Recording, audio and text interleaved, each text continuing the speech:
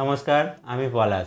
আপনারা দেখছেন technical Bengali idea YouTube channel. টিউটোরিয়ালে আমি দেখাবো যে কম্পিউটারের সিপিইউ এর ভিতরে কি হার্ডওয়্যার থেকে থাকে। তো আমরা যখন কম্পিউটার কিনে আনি বা আমাদের যে কম্পিউটার থেকে থাকে তার ভিতরে কি আছে সেটা সাধারণত জানা থাকে না।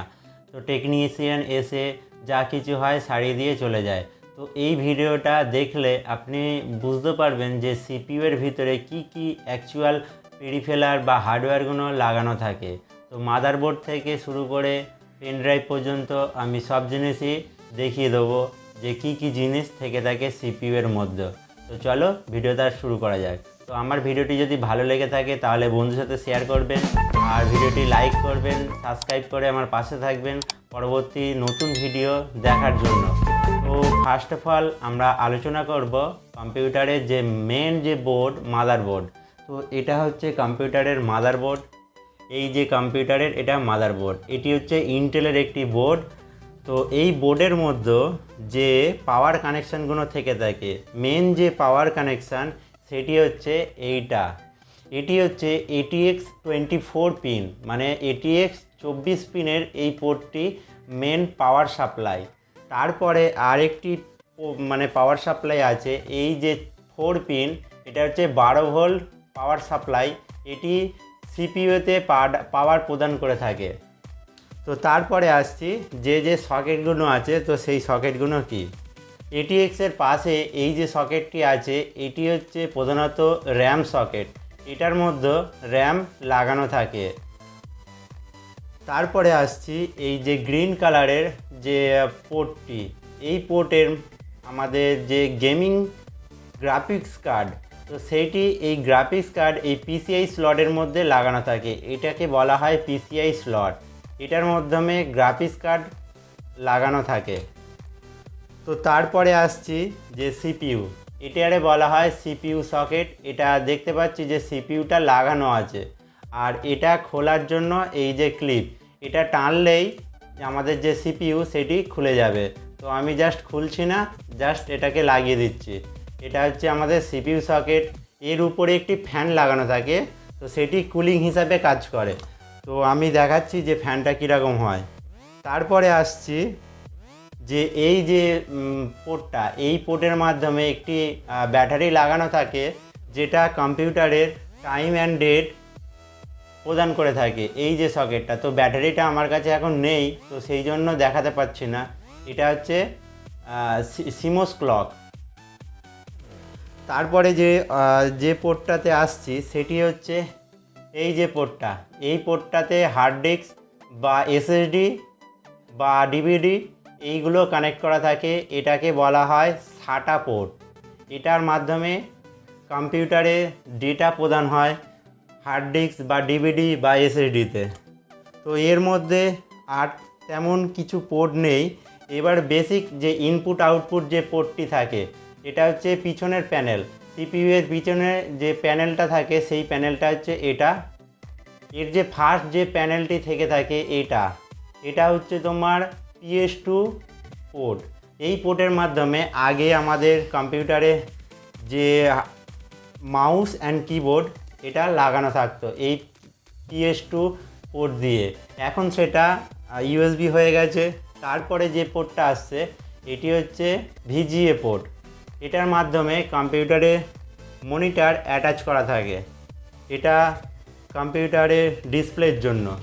তারপরে আসছি এই যে পোর্টটা, এটা হচ্ছে তোমার HDMI পোর্ট। এখন লেটেস্ট যে মনিটরগুলো এই HDMI পোর্টের মাধ্যমে কম্পিউটারে ডিসপ্লে মাদারবোর্ডের সঙ্গে কানেক্ট করা থাকে এই HDMI পোর্ট দিয়ে, এই পোর্টটা দিয়ে। এটা হচ্ছে HDMI পোর্ট। তারপরে যে এই পোর্টটা, এটা হচ্ছে তোমার USB পোর্ট। এর মাধ্যমে আমাদের পেন ড্রাইভ, হার্ড ডিস্ক বা অ্যাডাপ্টার, যে কোনো অ্যাডাপ্টার হতে পারে, মোবাইল যে USB কর্ড সেটা এখানে অ্যাটাচ করা থাকে। তারপরে যে পোর্টটা আসছে এই যে পোর্টটা, এটা হচ্ছে তোমার RJ45 মানে ল্যান কানেকশানের জন্য।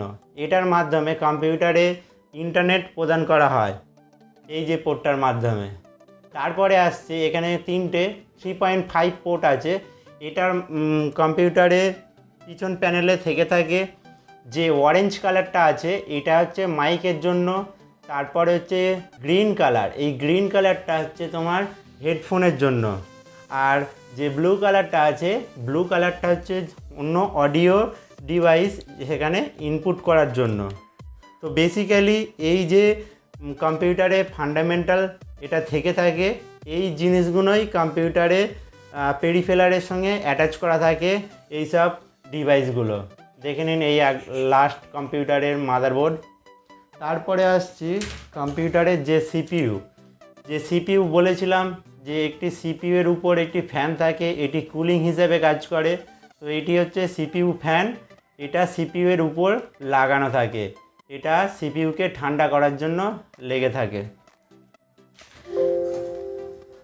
তারপরে আসছি কম্পিউটারের যে প্রাইমারি মেমোরি, সেটা হচ্ছে এটির নাম হচ্ছে র্যান্ডম অ্যাক্সেস মেমোরি এর ফুল ফর্ম। এটা হচ্ছে কম্পিউটারের প্রাইমারি মেমোরি, এর মাধ্যমে কম্পিউটারের যে টেম্পোরারি ডেটা সেভ থাকে।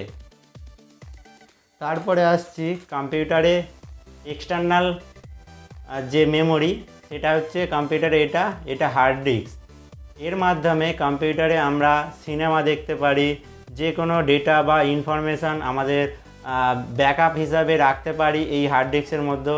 এটা একটা ইন্টারনাল হার্ড ডিস্ক, এটা দেখতে এই রকম হয়ে থাকে। এরবার এই যে হার্ড ডিস্কটা এটা কানেক্ট হয় কীভাবে, এখানে দেখতে পাচ্ছি যে দুটো পোর্ট আছে, এই ছোট পোর্টটা হচ্ছে SATA পোর্ট, এর মাধ্যমে ডেটা আমাদের হার্ড ডিস্ক থেকে কম্পিউটারে বা কম্পিউটার থেকে হার্ড ডিস্কে আসে, পাওয়ার প্রদান করা থাকে। এটা হচ্ছে SATA পোর্ট, আর এটা হচ্ছে তোমার মলেক্স পোর্ট, এটা হচ্ছে পাওয়ার সাপ্লাই, আর এটা হচ্ছে ডেটা। এই দুটো ওয়্যারের মাধ্যমে এই হার্ড ডিস্ক আমাদের কম্পিউটারের সঙ্গে হার্ড ডিস্কের পাওয়ার এসে থাকে।